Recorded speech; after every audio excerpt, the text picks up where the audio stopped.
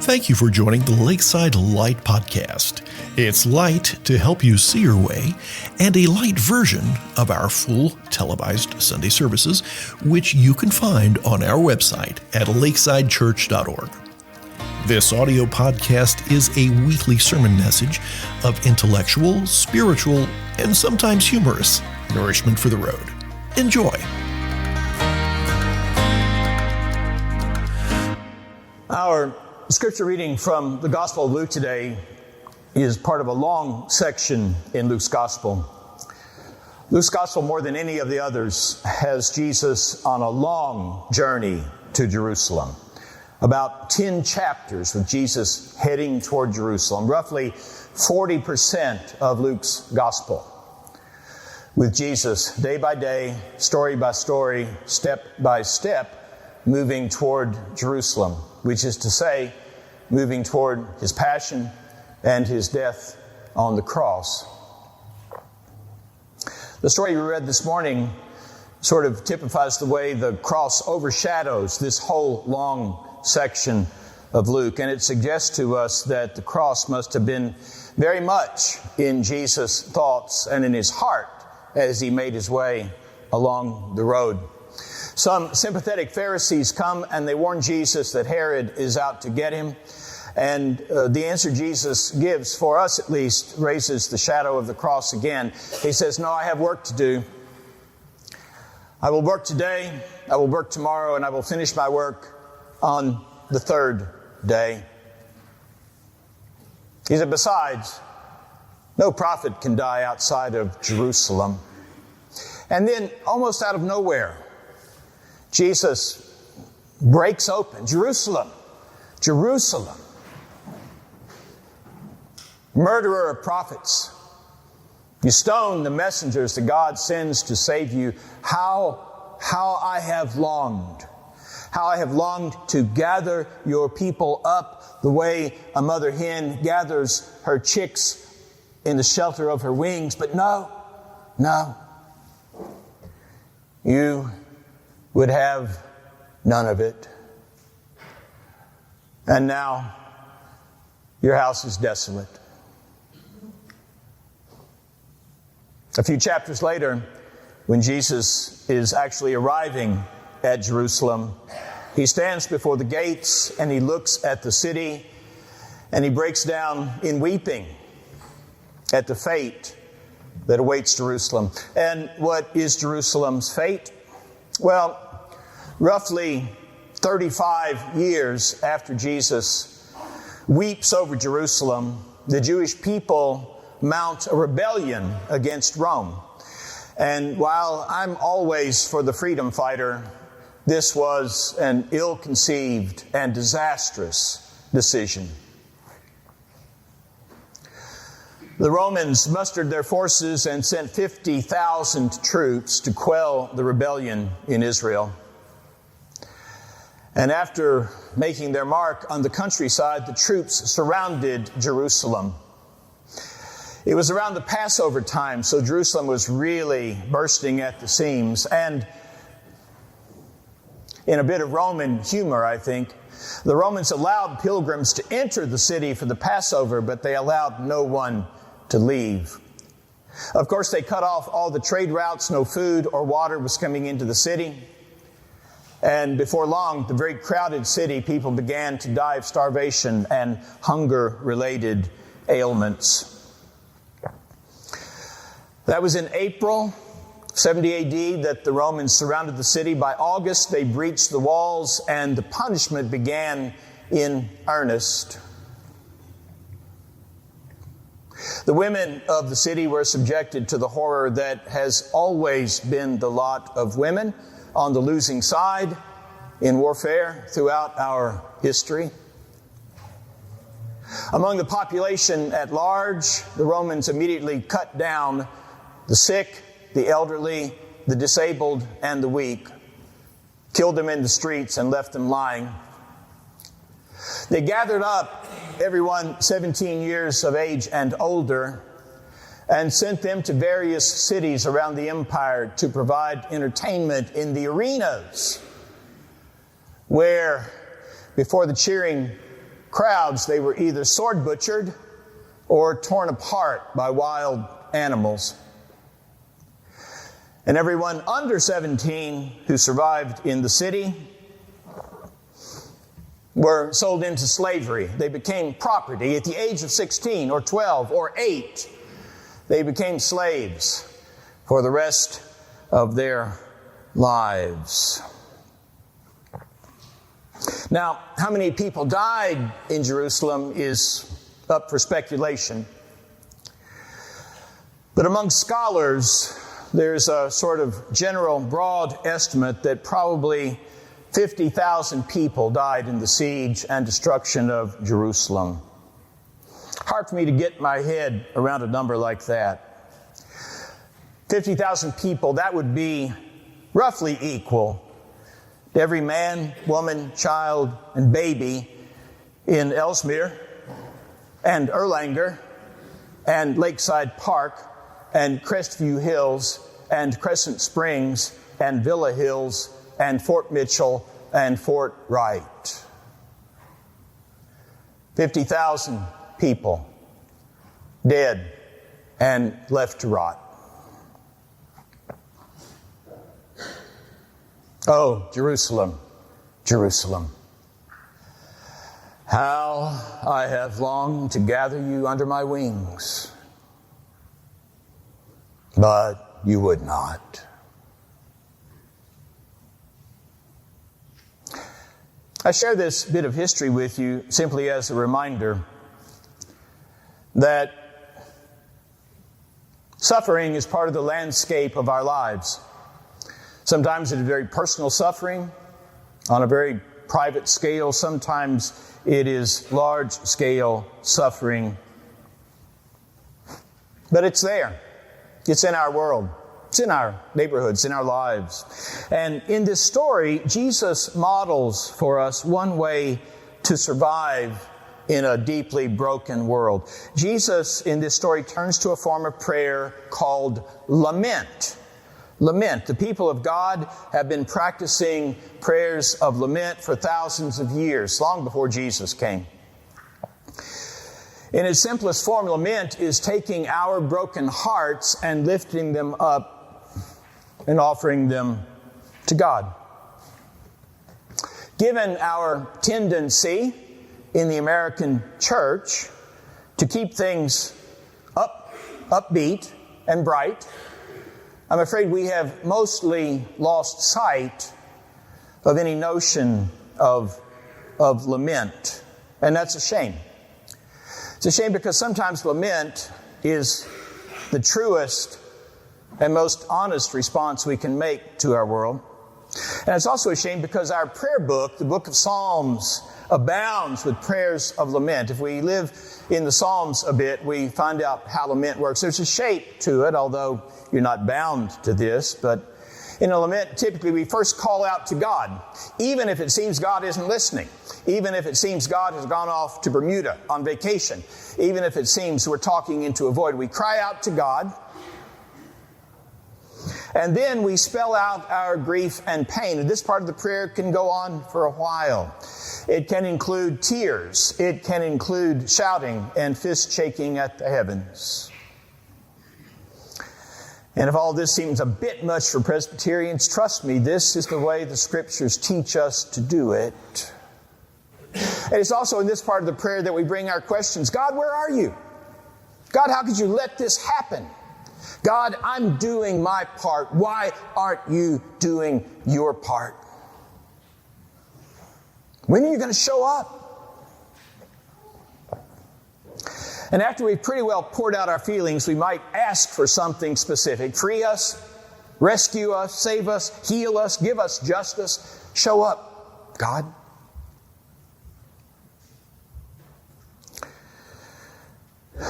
And finally, almost without exception,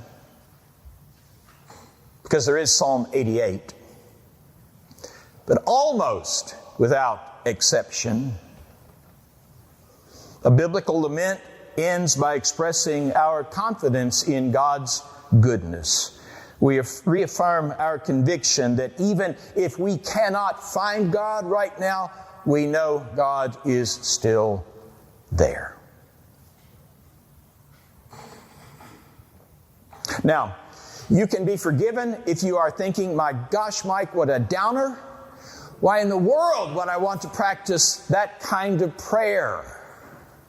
It's a fair question. Let me try to offer an honest answer. In my upbringing, and this, you may have the same experience, but in my upbringing, my parents taught me that when we face a problem or a struggle or a roadblock, what we do is we roll up our sleeves and we go to work. And we get through it. And we fix it. We overcome it. I think it is a very American way to think. That is, it embodies the kind of I think, optimistic self-reliance that has been so much part of the history of this nation. And I make no apologies for that. That philosophy of roll up your sleeves has worked very well for me. Except when it doesn't work. And we all know there are times when it doesn't work. Because like first century Jesus, we 21st century people still live in a broken world, and sometimes lament is the only kind of prayer that really makes sense. On a Sunday morning in June 2016, I got up and I was getting ready for church, and I normally don't have any news or anything on, but I heard that there had been a shooting in the wee hours the night before, a shooting at a gay nightclub in Orlando. I sort of hope that is seared on our memories, but the truth is there have been so many shootings since then that they begin to run together. But at the time, it was the deadliest mass shooting in our history. 49 people dead, over 50 wounded, and of course the shooter dead as well. That's how these stories end. And as I say, this was Sunday morning, and as I showered and got dressed, I was trying to think of some way that we could make sense of this when we gathered for worship. The problem was, it didn't make any sense. I couldn't make sense of it. So I went to church. Poor Blue Ash didn't know what was coming. I went to church. I threw away the bulletins. I set aside the sermon I had planned to preach, and we spent that hour or so making space for lament. In prayers and psalms and hymns and reflections, we offered our shared grief to God. In the presence of Jesus, we named our pain and the pain of others. We named our bewilderment, our perplexity. We named our sense of helplessness. In a way, that morning's worship was a kind of confession. You see, we have to keep trying, of course, for Jesus' sake, for our sake, for the sake of the people we love. We do keep rolling up our sleeves. We keep trying to build better families and better neighborhoods and a better nation and better selves. We try, and we often make a difference. Often, some relationship, some situation, some corner of the world is really genuinely better for our efforts. Thanks be to God for people who are making a difference. But here's where the confessional part comes in. Let's just look at natural evil for a moment. That's what the theologians call it. Are we really going to end earthquakes and tsunamis and forest fires and tornadoes and pandemics? Are we?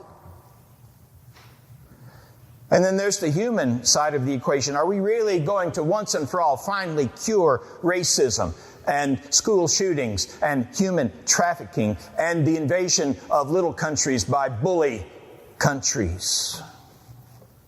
Are we?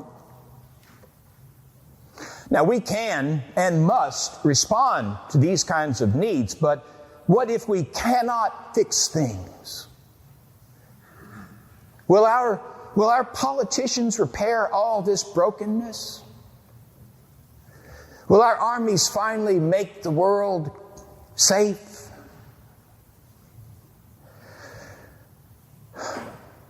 Will our charities cure us? Will the church gather up all the broken pieces and set everything right? I don't think so. I don't think so. And yet, we don't throw in the towel. And this is why lament is such a healthy option for us.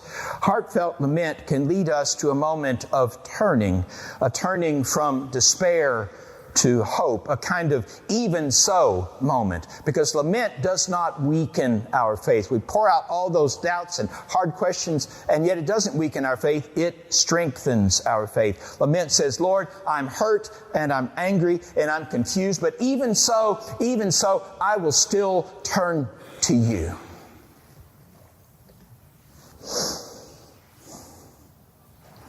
I don't know why the world is like this. But even so,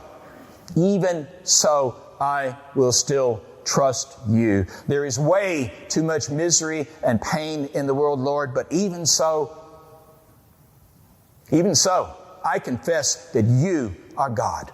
I'm not. You are. You are still God. To say that we cannot fix this world is not to say that it cannot be fixed. It can be fixed. It will be fixed by the one who made it.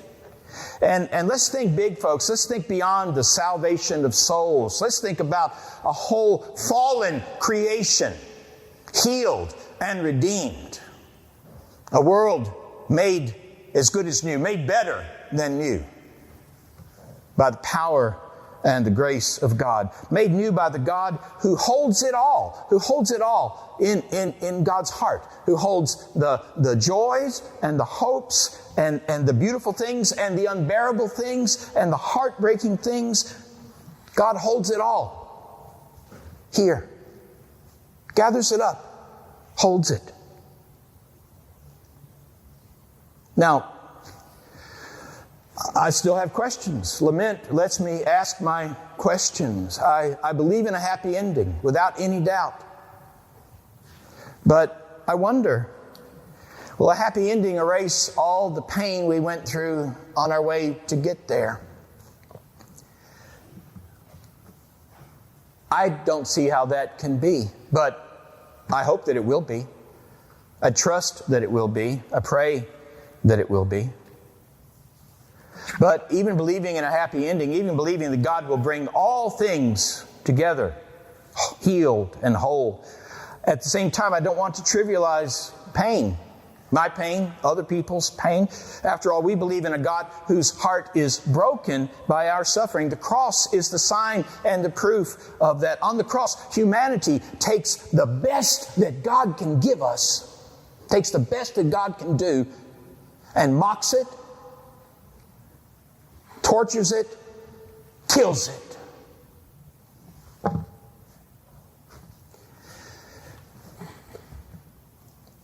And on the cross, God takes the worst that humanity can do and transforms it into healing and hope and everlasting redemption.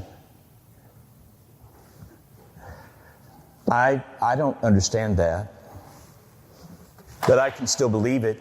I can still long for it.